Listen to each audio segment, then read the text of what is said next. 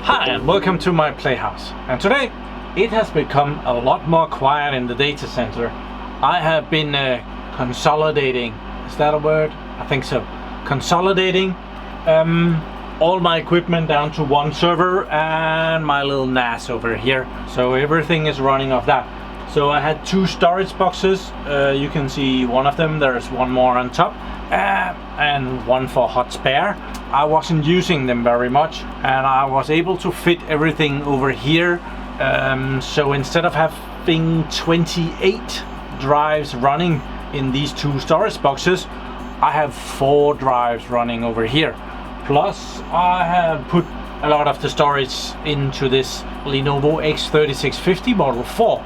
It was only a few terabytes. It's like, it has 4 1 terabytes and it has 500 gigabytes, and I'm planning on consolidating that even more because I don't need to run 8 500 gigabyte drives in that. It's just for storage, so I rather have some bigger drives, but nothing was available, so I put those in. But that's not what this video is about. I did a video just last week on this Lenovo XClarity Model 2 and I installed Windows on it. I have already used the drive for something else. I had a lot of trouble firmware updating that server and I kind of found out why. So today I would like to show you why that didn't work for me. So yeah, let's go to the computer. Okay, we have moved into the computer, so let's see what we're gonna get here. Where should we start? I have my browser here and I have punched in Lenovo XClarity. That's what we're going to be searching for, and we might as well start downloading that. So XClarity Essentials, there, tools in there. There we are. So there is an explanation of what the different stuff is. We want to get this Bootable Media Creator. So let's go to that. And here we get the different versions. There is a version here for the Windows operating system. There is one for SUSE Linux, and there is one for Red Hat. So there are Windows and Linux versions available. I am gonna go with the Windows version, so we're gonna download this one. And it works for Windows 7, 8, 10, server version 8, 12, 12R2 and 16. So it works on all the versions. Well, it doesn't work on XP, but well, not using that regularly anymore. So we're just gonna be downloading this one. And when we click on it, we get these files, and it's the big one. It's the 50.7 megabyte file here, so we're gonna download that. I have already downloaded this, but we are downloading it again just to show. So let's go see what I did wrong in the other video when I was trying to make this. I have a folder here on my C drive called the Lenovo XClarity. Let's go in there. In here I have the file that we are now downloading. I did download that before, but I had also used an older version, 11.0 something, and installed that. And when I then downloaded the newer version and used that on top of that, well, it didn't exactly replace all the files, I'm guessing, so it messed that up. So what I learned is that I need to delete all of this. I wouldn't actually have to delete this because it's the same version, but let's just delete all of this. There, it's gone. So is my download completed? It is. So we can go to my download library. There, only thing I just cleaned up. We're gonna cut that and we're gonna put it in the folder here, paste there, and we're gonna right click it and we're gonna run it as administrator. I'm not sure if that's necessary anymore, but well, it was in the previous version, so I just happens to do that all the time. So it's extracting things. Yep, we're up and running. We can now make our bootable.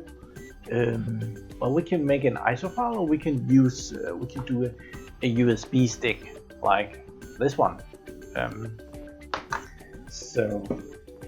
First we need to go and select the servers that we want. This doesn't really matter. Next, here are the different servers. The top one is the Think System platform. That's the new Lenovo servers. So if I was so lucky to have one of the SR600, that one is one of the ones that I would really like, but I don't have that, so I have to go down here to the System X platform, and we're gonna select the Model 2 and the Model 3 of the x3650 Model 2 and 3. So I just happen to know that they start with 79, 40 something there. So the x3550 Model 3 and the x3550 Model 2 are almost the same server as the x3650. So as I do have all of these servers, and the drivers are just about the same because it's more or less the same system board that is in those servers, I can pick all of these 4 servers, and my ISO file will work for all of these 4 servers, and it's not gonna take up much more space on the ISO file or the USB stick. So next on that, here we get different options: update, diagnostics, deployment. Yeah, we are gonna do the updates. Another feature that I would like to try one day is this deployment thing. I have actually never tried that. So, but today, updates. So next, here we get the option if we want to use one of their packages. Like it's a package that they have checked everything, that everything is good. I'm actually gonna go with the latest and greatest. So they might not have checked every driver together with everything else, but these servers are rather old, so the approved packages here might be very old as well. So I want some new drivers. So next, proxy, we're not gonna use that. We get it selects a working directory. I am fine with that. Then we have the option of making a CD DVD image ISO file here, and I'm gonna rename this so that I remember what this is. And this is the X30, and it can X, and it's Model 2 or 3. It's just what I call it so that I know what this is. So this is both the X36 and the X3550 Model 2 and 3. So, yep. We can also go make a USB stick or a PXE bootable device. The USB stick, you put your USB stick in your computer, and it will write the file directly to the USB stick. I have already done that. So just for video purposes, we're gonna be making this ISO file here. Continue that. We can select unattended mode. We're just gonna go with the normal mode. It means that we have to click a little bit more, but it's fine. So we get a summary. Awesome. We could save that if we want to. If we don't want to go through all of this once again, we could save that without it. And just rewatch the video if you want to do that. So now it's gonna go up to Lenovo's site and get all the drivers, and this will just take it, depending on your internet connection, this might take a while, but there is something interesting. Let's see, the 7944, it found 54 updates, and there's a little plus sign here, so we can actually go in and check that. It's acquiring the first 2 updates. It is registering the next 2 updates, and it starts by downloading the largest updates first. If we scroll down here, the updates become smaller and smaller. I'm sure this is something that they do so it doesn't feel so bad, but this will take a while. I'll cut in when something interesting happens. So it's done downloading the first 2 drivers here, and it continues with the next 2 drivers, plus it's making ready to do the next 2, and it's gonna do that all the way down, and it's gonna go quicker and quicker and quicker. So cool. Okay, it has reached the files that are really small, below 10 megabytes a piece, so you can see, and they are finishing up really quick. 5 megabytes, so it's rather quick, and it's gonna be completing that now. So it's gonna be continuing to doing the next server. Just minimize. So it has done the first one. It's gonna get it has already gotten a green mark. It's gonna change to the 7945 here in very shortly. There we are. It's now downloading that, and we can go in and check here, and we will see that most of it already downloaded. So it had like just a few drivers that was special for that server. It has a utility here, rather big file, that it's cryoring again, but it's more or less 1 out of 50 something. I didn't check how many there were. 56. So it's doing that. So the first one is slow.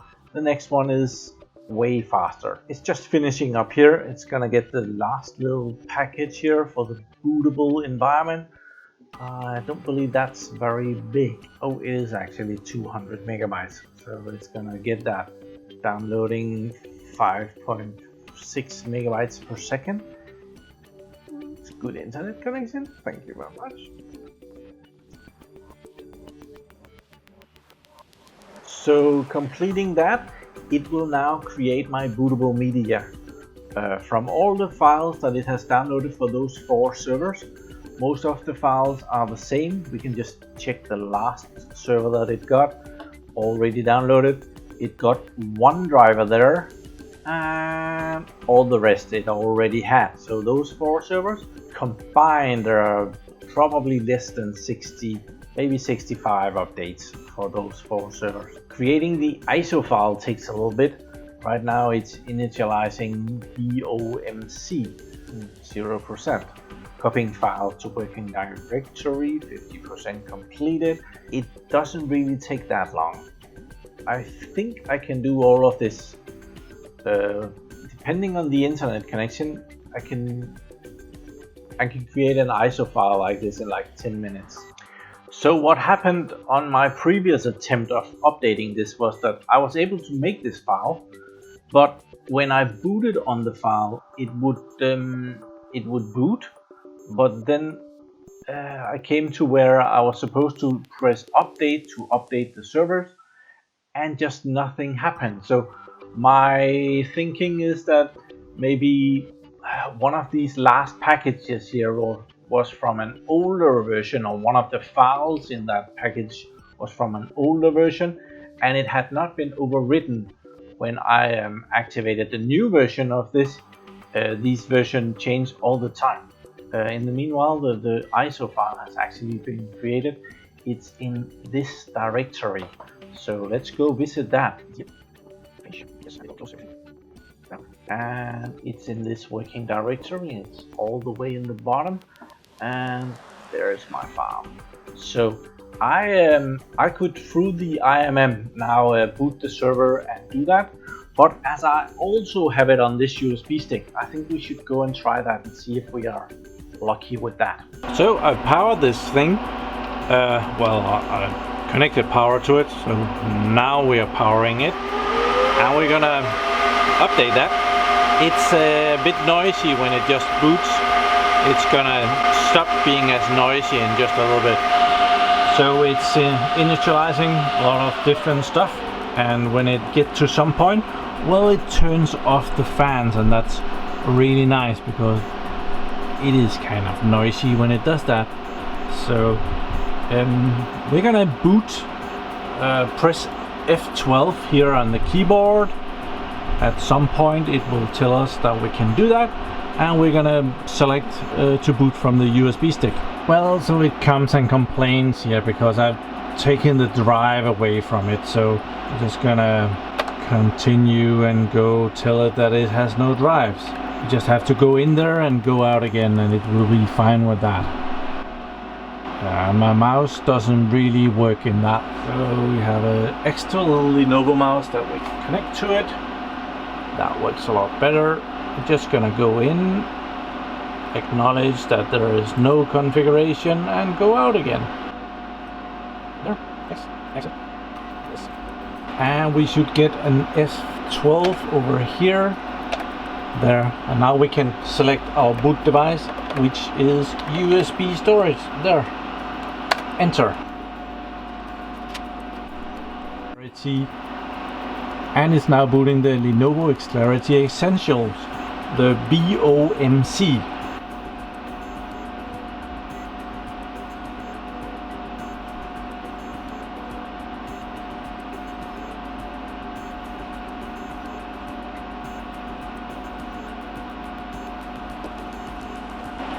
There we are, and usually the mouse works in here from my little KVM switch down here.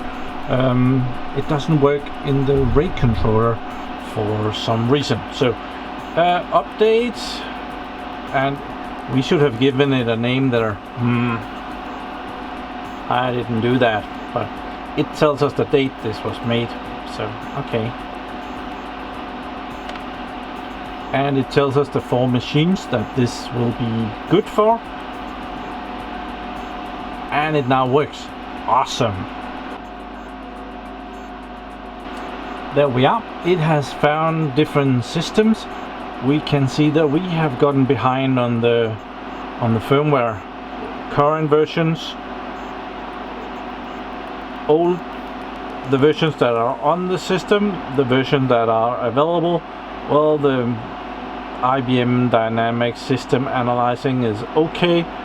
Also the rate controller, so it's not a lot of stuff that is off, but yeah, let's see what is. It can be hard to see, but there are squares out here that I can mark out if there's. Let's go back, and we can mark some of the stuff if we have that in the server. I want to try that one. If I had some hard drives, that would also be available to firmware update the drives. Integrated management module is still good, so it's not as if there's a lot of updates for this. Yeah, most of this I don't have in here. I don't have a tape drive, I don't have an Emulex HBA and stuff like that. I don't have his expander, so let's try that one and see if that will. We might get an error if that isn't in there. So there's a little bit of double clicking here, like, oh, we're gonna start in 60 seconds, and then I still have to press begin now, and then I still have to press OK, and then it will continue. So yeah, Lenovo, fix that.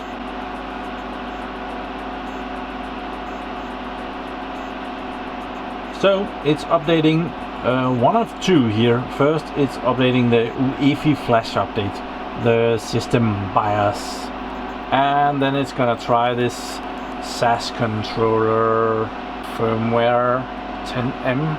Okay, it's probably gonna fail that last one. I just wanted to show that.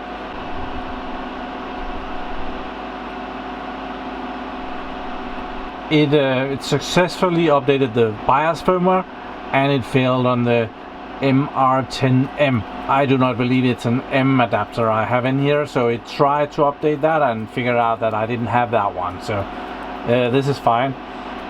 So next, yes, we are sure we want to exit, and we can now exit from here as well. There. Okay, check. It will boot. So I thought it was really weird in the last video that I was not able to firmware update the server. So I investigated and tried to find out what went wrong here, and all by coincidence I thought that I should try and delete all the files and just start fresh, and then it worked without a hinge, glitch, anything. I actually updated the Lenovo x3650 Model 4 here and tried it on that and figured out that must be what's wrong. Then I thought I better make a video on what fixed this, and it was just me having old BOMC data in the same folder as the new one, and that messed it up. So this is pretty easy. Now I have a USB stick and I would be able to update this server.